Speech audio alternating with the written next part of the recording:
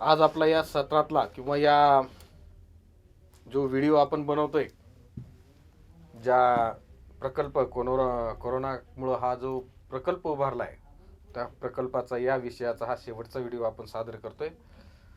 आपण जो पाहतोय दररोज आठवण करून, हा एक तळागाळातल्या विद्यार्थ्यांना केबलद्वारे देण्याचा जो प्रयत्न होता तो खूपच यशस्वी झालेला मला वाटतंय.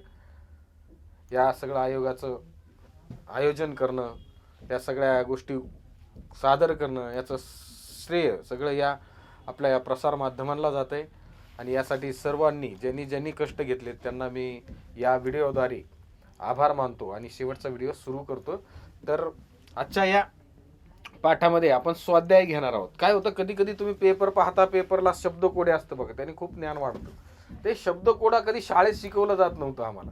आता तुम्हाला आहे, 5वीला सुद्धा होतं पहा, शब्दकोड होतं.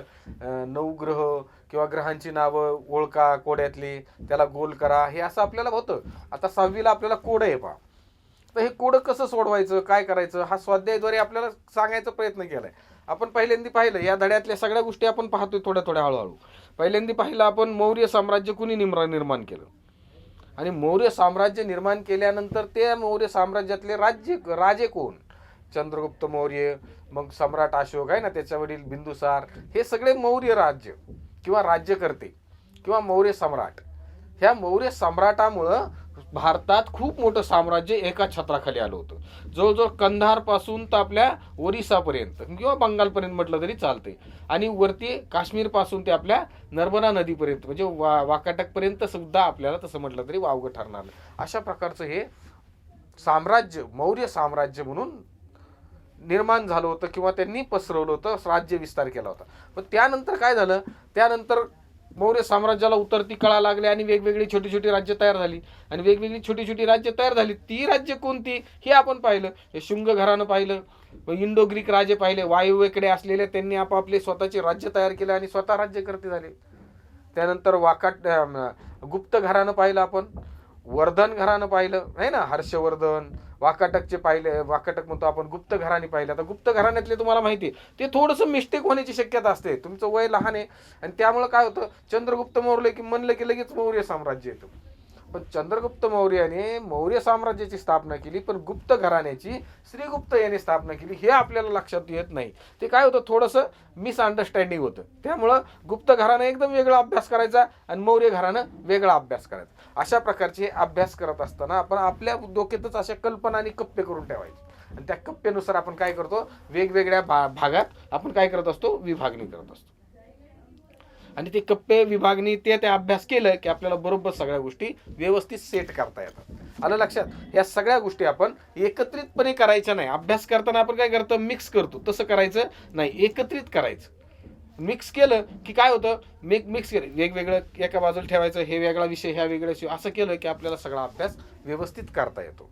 त्यातून आपल्याला काय बाहेर काढायचं, त्या स्वाध्याय बाहेर काढायचा.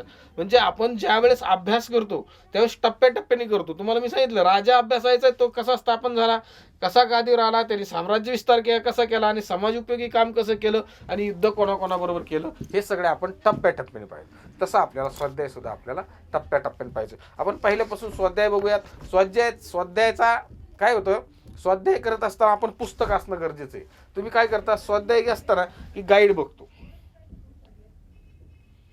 गाईड हा फक्त एक मार्गदर्शक आहे तुमचा. तुम्ही त्याच्यावर अवलंबून राहता काय करायचं, न राहता काय करायचं, पुस्तकावर अवलंबून राहायचं, आणि आवश्यकता पडली तर गाईडमध्ये बघायचं. म्हणजे कसं, तर स्वाध्याय आपण घरी पाहत असतो ना, तर त्या स्वाध्यायामधला प्रश्न वाचला की आपल्याला उत्तर शोधण्यासाठी पुस्तकात तो मुद्दा शोधायचा. हा जर हर्षवर्धनच्या बाजूला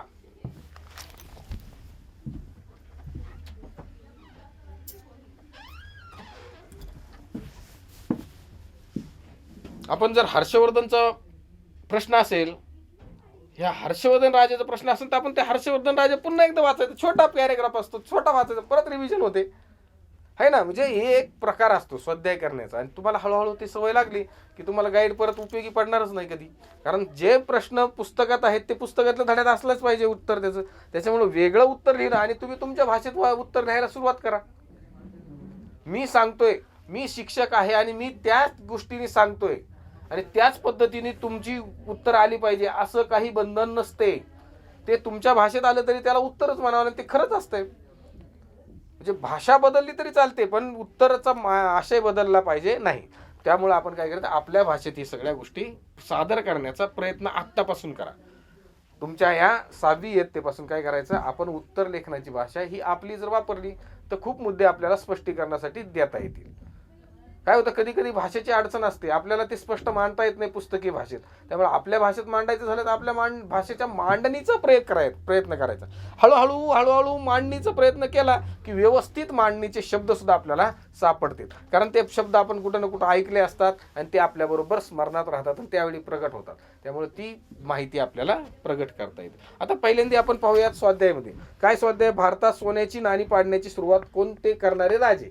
सांगा पाहू लिहिले त्यांनी. काय सांगायचं आपल्याला, की भारतात सोन्याची नाणी पाडण्याची सुरुवात करणारे राजे. आता हे कुशाण राजे आहेत. आपण पण कुशाण राजांकडे जाऊ, किंवा आपण कुशाण राजेचा अभ्यास केला होता पहा. त्यावेळेस तिथं पान नंबर 37 वर स्वाध्याय करताना आपल्याला पुस्तक पाहायचं जास्त. त्यात लिहिले बघा, इसवी सनाच्या पहिल्या शतकात वायव्येकडील राजे तिथं राज्य करत होते. भारतात सोन्याची नाणी पाडण्याची सुरुवात कुशाण राजांनी केली. म्हणजे सांगा पाहू, यामध्ये पहिल्या प्रश्नाचं उत्तर काय येईल आपल्याला, सांगा पाहू. काय प्रश्न आहे, सांगा पाहू, की भारतात सोन्याची नाणी पाडण्याची सुरुवात करणारे राजे कुशाण राजे. संपला विषय. किती सोपं उत्तर आहे. दुसरा प्रश्न आहे, कनिष्कने काश्मीरमध्ये वसवलेले शहर. तर कनिष्कपूर किंवा कामपूर म्हणतो आपण त्याला, आहे ना. तर त्याचं वाक्य कुठं आहे पहा आपण. कोणता राजा दिलाय, कनिष्क. कुशाण राजा कनिष्कच्या बाबतीत आपण वाचत असताना पाहू तिथं की काश्मीरमध्ये कनिष्कपूर हे शहर त्याने कनिष्काने वसवले. त्याला काय म्हणतात, आता श्रीनगर जवळ असलेले कामपूर नावाचे गाव म्हणजे हे कनिष्कपूर आहे. आलं लक्षात. म्हणजे सांगा पाहूया दुसऱ्या प्रश्नाचं उत्तर काय येईल, कनिष्कपूर किंवा कामपूर, आहे ना. कनिष्काने काश्मीरमध्ये वसवलेले राज्य, सॉरी शहर. वीणा वादनात प्रवीण असलेला राजा. आपण पाहिलं वीणा वादनाचं चित्र असलेलं नाणं त्यांनी काढलं होतं. एका बाजूने देवताचं नाणं आणि प्रतिमा, आणि दुसऱ्या बाजूला वीणा वाजवत असलेलं समुद्रगुप्ताचं नाणं होतं ते. आलं लक्षात. परत एकदा पाहूयात आपण तिथं कसं वर्णन केलंय त्यांनी समुद्रगुप्ताच्या काळात.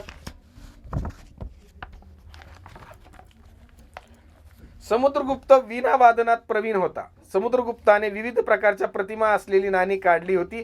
त्यातील एका प्रकारात तो स्वतः वीणा वाजवताना आपल्याला दिसतो आहे. म्हणजे नाण्यावर त्याची प्रतिमा तशी आपल्याला स्पष्टपणे दिसते. आलं लक्षात. पुढचा प्रश्न आहे, कामरूप म्हणजे काय. आपण शेवटच्या मुद्द्यात पाहिलं पहा, मागच्या व्हिडिओमध्ये पाहिलं की कोणतं साम्राज्य कुठं कुठं पसरलं होतं. आपण गुप्त साम्राज्य पाहिलं, शुक साम्राज्य पाहिलं, इंडोगिक पाहिलं, गुप्त पाहिलं, त्यानंतर वर्धन पाहिलं. या सगळ्या साम्राज्यात ईशान्येकडचे कामरूप साम्राज्य पाहिलं, आहे ना. त्याला आपण आसाम म्हणतो. त्या आसाम म्हणजेच काय, कामरूप असं साम्राज्य आपल्याला पाहता येईल. त्यानंतर चर्चा करा लिहिले. चर्चा करा आणि लिहा. सम्राट कनिष्क, नाही ना. कुशाण राजा कनिष्कचे आपण पाहिलं मगाशी, कनिष्कपूर नावाचं राज्य त्यांनी बसवलं. ह्या अशा वेगवेगळ्या त्यांची माहिती आपण पाहिली. ती व्यवस्थित वाचन करून व्यवस्थित लिहा. कुशाण राजा कनिष्क. आपण त्या पान नंबर 37 वर पहा. सोन्याची नाणी पाडली, तांब्याची नाणी पाडली, कनिष्कपूर शहर वसवलं, आहे ना. घोष नावाचा कवी त्या काळात होऊन गेला. त्याने बुद्धचरित आणि वज्रसूची हे ग्रंथ लिहिले. कनिष्कच्या दरबारात चरक नावाचा प्रसिद्ध वैद्यक होता. हे सगळ्या माहिती आपल्याला टप्प्याटप्प्यात मी तुम्हाला सांगितलंय की कोणती माहिती लिहिताना कसं, राजा कसा झाला, विस्तार कसा केला, समाजात काय त्यांनी उपयोगी काम केलं, लोकोपयोगी काम कसं केलं, राज्य व्यवस्था कशी ठेवली होती, हे सगळ्या गोष्टी आपण टप्प्याटप्प्याने पाहिल्यात. त्या टप्प्याटप्प्यानेच लिहायच्या, असं मिक्स करून लिहायचं नाही. आलं लक्षात. पुढचा प्रश्न आहे आपल्याला, मेहरौली येथील लोहस्तंभ, आहे ना. मेहरौली इथं लोहस्तंभ दुसरा चंद्रगुप्तच्या काळात बांधला गेला. त्यावर असलेले स्तंभ आहे, त्याच्यावर चंद्र नावाचा उल्लेख सुद्धा आहे. तो याच चंद्रगुप्ताचा किंवा दुसऱ्या चंद्रगुप्ताचं वर्णन आहे. अशा प्रकारची वेगवेगळी माहिती टप्प्याटप्प्याने आपल्याला, त्यावेळेस आलेलं फाईयान, त्यांनी काय काय लिहिलंय, ह्या सगळ्या गोष्टी आपल्याला त्या उत्तरात मांडता येतील. आणि टप्प्याटप्प्याने मांडा, पॅरेग्राफ करून मांडायचं.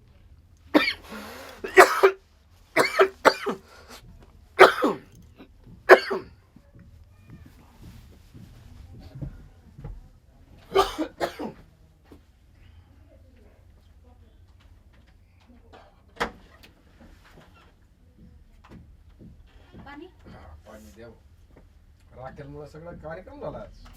गरम पाणी देऊ का? नको. तुम्ही एक दोन बाईट खा ना, म्हणजे बरं वाटेल. ते खाण्याने खाली जाईल. मला काही त्रास नाही झाला, ठसका लागला. Okay, thank you.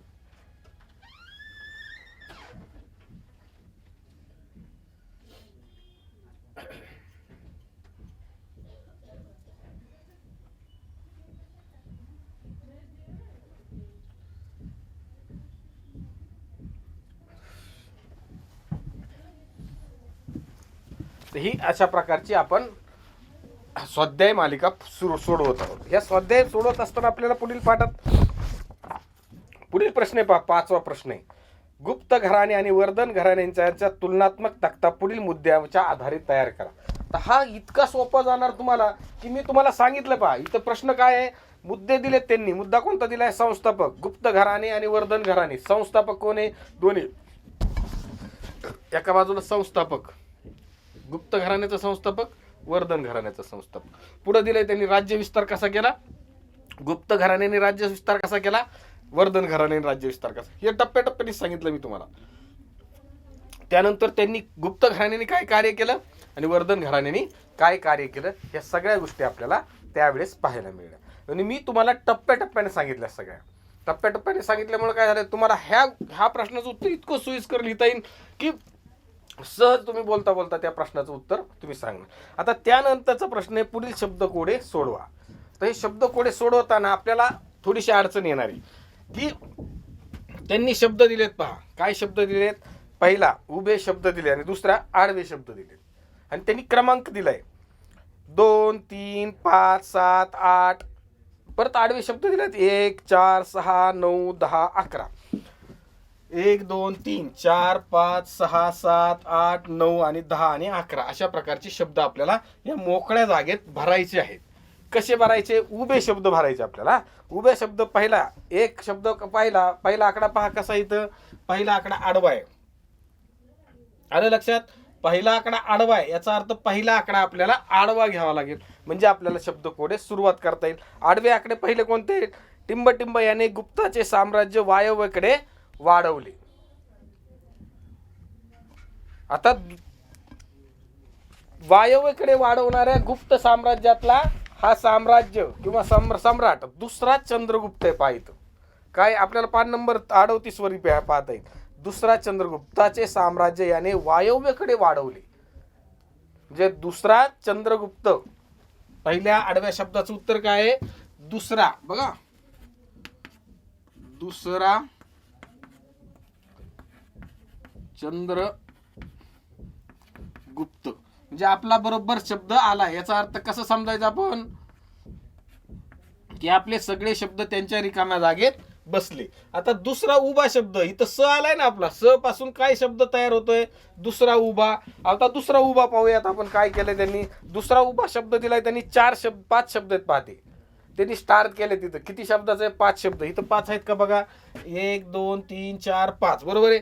आता 5 शब्द आहेत. कशाने सुरुवात झालाय? स ने सुरुवात झालेला दुसरा उभा शब्द काय? यांच्या पराक्रमाचे वर्णन प्रयाग येथील स्तंभालेखामध्ये आढळते. प्रयाग प्रशस्ती आठवतं का आपल्याला? समुद्रगुप्त आलं. म्हणजे इथं स वरून सुरू होणारा काय आहे? समुद्रगुप्त.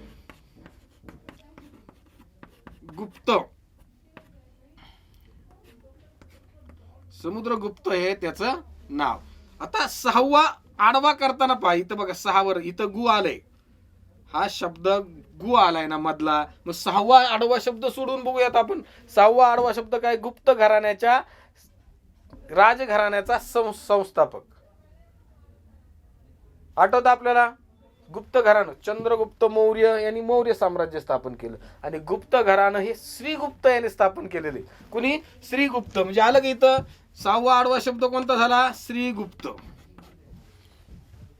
म्हणजे एक आकडा सोडवला आपण, दुसरा उभा सोडवला, 6वा आडवा सोडवला. आता तिसऱ्याकडे येऊ. तिसरा काय आहे? तिसरा च आहे. चंद्रगुप्ताचा च आलाय. त्याचा उभा शब्द 2 अंकी. तिसरा उभा बघू काय आहेत? मेहरोली स्तंभ लोहस्तंभावर टिंब म्हणजे 2 अक्षरी नावाच्या राजाचा उल्लेख आढळतो. मी मगाशी सांगितलं तुम्हाला. चंद्र आलं. दुसऱ्या चंद्रगुप्ताचा चंद्र हा उल्लेख केलेला आहे, तो लोहस्तंभावर केलाय, तो इथं येतोय चंद्र. म्हणजे दुसरा चंद्रगुप्त यातून हा चंद्र इथं आला आणि समुद्रगुप्त इथं आला आणि श्रीगुप्त इकडं आला. आता याच्यात हा भाग संपला. आता आपल्याला कोणता पाहायचा आहे? चौथा शब्द पाहायचा आहे. चौथा आडवा पाहायचा. आता आडवा कोणता आहे? चौथा पहा. चौथा, हर्षवर्धनाने एक संस्कृत नाटक लिहिले. किती अंकी? हर्षवर्धनाने संस्कृत नाटक लिहिले. 5 शब्द आहेत. 5 त्यांनी 3 बघा. हर्षवर्धनाने नाटक लिहिलेले संस्कृत नाटक, एक रत्नावली आहे, नागानंद आहे आणि एक प्रियदर्शिका आहे. आता आपल्याला 3 नाटक आहेत, त्याच्यातलं काय 1 2 3 4 5 5 अक्षराचं असलेलं नाटक कोणतं आहे? रत्नावली, हे 4 अंकी झालं. नागानंद हे 4 अंकी झालं आणि प्रियदर्शिका हे नाटक किती झालं? 5 अक्षराचं झालं. म्हणून आपल्या तिथं काय नाव येईल? प्रियदर्शिका.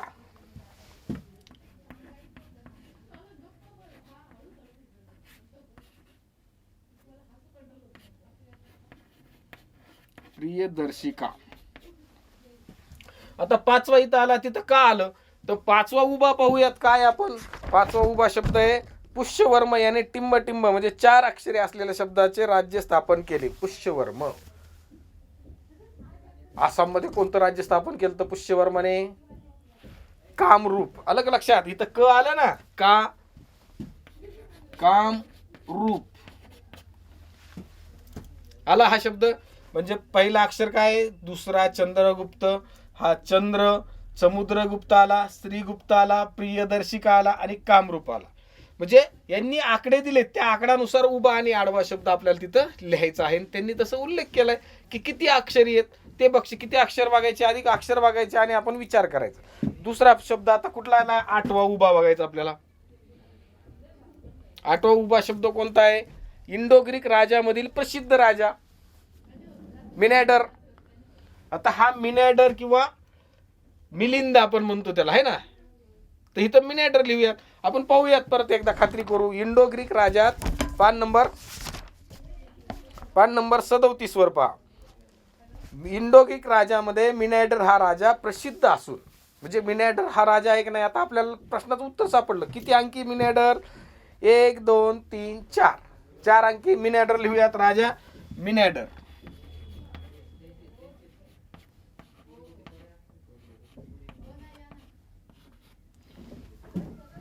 मिनॅडर आला. आता उभा आडवा शब्द किती नंबर आहे? हा 11वा. 11वा आहे. त्याच्या दुसऱ्या अक्षरात र आहे, हे आपल्याला लक्षात आलं पाहिजे. म्हणजे 11वा आडवा शब्द पहा कोणता आहे? कनिष्क दरबारातील प्रसिद्ध वैद्यक. मगाशी सांगितलं मी, चरक. आलं का? र मध्ये आहे. इथं आपल्याला काय लिहायचंय? चरक. चरक आला. आता आपल्याला 10वा शब्द आणि 9वा शब्द राहिलाय आणि 7वा शब्द उभा राहिला. आता ह्याच्यातले आपल्याला 7वा शब्द उभा काय आहे? टिंब टिंब याच्या दरबारात बाणभट्ट हा राजकवी होता. हर्षवर्धन. पान नंबर पहा, मी वाचून दाखवतो. पान नंबर 39 वर. हर्षवर्धनाच्या दरबारातील राजकवी बाणभट्ट याने हर्षचरित हा हर्षवर्धनाच्या जीवनावरील ग्रंथ लिहिला. म्हणजे कोण आहे? हर्षवर्धनाच्या काळात बाणभट्ट हा कवी होता. म्हणजे इथं शब्द काय येईल? 7वा हर्षवर्धन.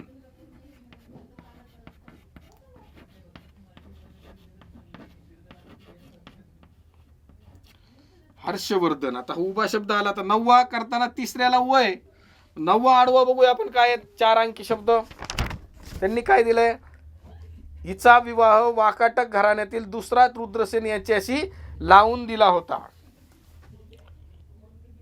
वाकाटकशी आपल्या मुलीचा विवाह लावून देणारा दुसरा चंद्रगुप्त आहे, असं आठवतंय मला. तुम्हाला आठवतंय का बघा? आहे ना, मी साम्राज्य विस्ताराची पद्धत सांगितली होती की एखाद्या राजाशी आपले मैत्रीचे संबंध जुळून गेलं तरी चालतं आणि आपल्या सोयरीक जमवतो. आपल्या भाषेत सोयरीक जमवतो. जमवलं की ते आपले शत्रू होत नाहीत. तशा प्रकारचं कार्य कुणी केलं होतं? दुसरा चंद्रगुप्ताने केलं. तर काय नाव होतं त्याच्या दुसऱ्या चंद्रगुप्ताच्या? मुलगी होती. दुसऱ्या चंद्रगुप्ताने त्याची मुलगी प्रभावती हिचा विवाह वाकाटक या रुद्रसेन राजाशी राजपुत्राशी केला होता. काय? प्रभावती. काय आहे? प्रभावती. व आला का नाही तिथं? आता एक शेवटचा राहिलाय, 10वा आडवा शब्द राहिलाय. कोणता?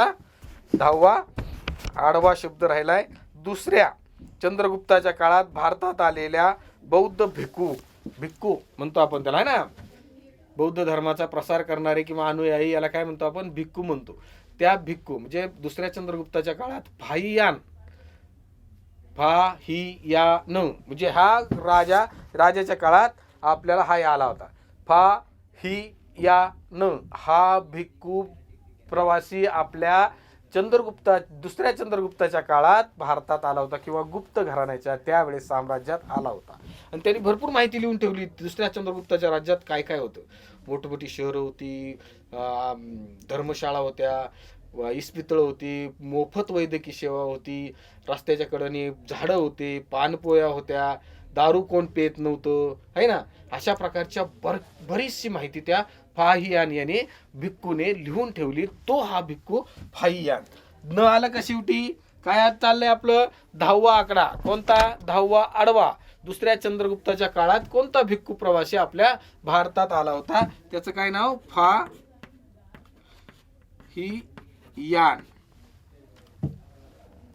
आता हे सगळं आपलं भरलेलं आहे, पहा, आहे ना. आता हा स्वाध्याय असा सोडवायचा आहे. हे कोड आहे. कोड सोडवण्याची ही पद्धत असते तुमची. आता तुम्हाला छंद लागला पाहिजे. त्यामुळे काय होतं, समानार्थी शब्दाची आपल्याला ओळख होती आणि आपल्याला ते समानार्थी शब्द स्मरणात राहतात. त्यासाठी हा एक खेळ पेपरमध्ये दररोज असतं, पहा, कोणत्या ना कोणत्या वर्तमानपत्रात असतं की कोड सोडवण्याची जी कला आहे किंवा अभ्यासी वृत्ती लागते, त्याला शब्दप्रयोग जास्त पाहिजे, मराठीतलं ज्ञान जास्त पाहिजे. तुम्ही इंग्लिशमधलं घ्या, कोणत्याही भाषेतलं घ्या, भाषा निवडणं हे महत्त्वाचं नाही. त्यात शब्दाचं भांडार आपल्या बुद्धीत तयार करून ठेवावं लागतं, त्याचा संग्रह करून ठेवावा लागतो. लगेच आठवलं पाहिजे. बोलता बोलता अनेक शब्द एका समानार्थी करता आले पाहिजे, है ना. आपण राज्य, साम्राज्य अशा प्रकारचे जे शब्दप्रयोग करतो ते यातूनच आपले शब्द संग्रहित होतात. आता आपल्याला पाहायचंय, पहिल्यांदा पाहतोय उभे शब्द. आता परत एकदा खात्री करून घ्यायची आपल्याला. काय? उभे शब्द आहेत. या टिंबटिंब याच्या पराक्रमाचे वर्णन प्रयाग येथील स्तंभालेखात आढळते. आपण पहिला शब्द दुसरा चंद्रगुप्त. त्यानंतर तिसरा उभा शब्द कोणता आहे? महेरुली लोकस्तंभावर कोणता उल्लेख आलाय? चंद्र आलाय. 5वा पुष्यवर्म याने टिंबटिंब या राज्याची स्थापना केली. 5वा कामरूप, आहे ना. 7वा शब्द आहे त्याच्या दरबारात बाणभट्ट कवी होता, हर्षवर्धन. 8वा उभा शब्द आहे इंडोगिक राजामधील प्रसिद्ध राजा मिनॅडर, आपण पाहिला. त्यानंतर आडवा शब्द पाहायचा आपल्याला. पहिला, याने चंद्रगुप्ताच्या साम्राज्यात वायव्येकडे चंद्रगुप्ताचे साम्राज्य म्हणजे गुप्त साम्राज्य वायव्येकडे वाढवले. दुसरा चंद्रगुप्त, समुद्रगुप्त, चंद्र, प्रियदर्शिका, श्रीगुप्त, प्रभावती, फाहियान, ह्या सगळ्या गोष्टी आपल्याला याच्यात नोंद करता येतील. म्हणजे या सगळ्या गोष्टी वेगवेगळ्या पद्धतीने आपण सोडवल्यात. आता एकही घर उघडं नाहीये किंवा घर राहिलेलं नाही आपल्या शिल्लक. मग काय केलं आपण? दुसरा चंद्रगुप्त, समुद्रगुप्त, श्रीगुप्त, चंद्रगुप्त आणि प्रियदर्शिका हे शब्द झाले. कामरूप, मिनॅडर, हर्षवर्धन, प्रभावती, फाहियान ह्या शब्दाचा आपण प्रयोग केलेला आहे. जर तुम्हाला संग्रहित करायचं असेल तर काय करा, ह्या सगळ्या गोष्टी एका कागदावर लिहून काढा. जसं त्यांनी प्रश्न दिलाय उभे शब्द, तिथं सुद्धा आपल्याला लिहिता येईल. म्हणजे अभ्यास म्हणून जर हे तुम्ही स्वतःहून करत असाल आणि तुम्हाला जर आनंदाने ते करायची इच्छा असेल तर हे सगळे शब्द आणि उभे शब्द लिहिले, त्या वाक्यरचना सुद्धा आपल्याला जशीच्या तशी एक प्रकारची माहिती संग्रहित करण्यासाठी मिळते. आलं लक्षात? हा झाला या धड्याचा स्वाध्याय. हा स्वाध्याय पूर्ण करा. आणि आता हा प्रकल्प आजपासून या थांबवण्यात आलेला आहे. त्यामुळं या सर्व प्रकल्पासाठी ज्यांनी आम्हाला सहकार्य केलं आणि या गरजू विद्यार्थ्यांपर्यंत आमचं हे ज्ञान आणि त्यांना ज्ञान मिळवण्याची जी वृत्ती आहे ती प्रोत्साहित करून वाढवण्याचा जो प्रयत्न केला, त्या सर्वांचं मी हिंद सेवा मंडळाच्या वतीनं आणि दादा चौधरी विद्यालयाच्या वतीनं सर्वांचे आभार मानतो आणि इथेच थांबतो. धन्यवाद.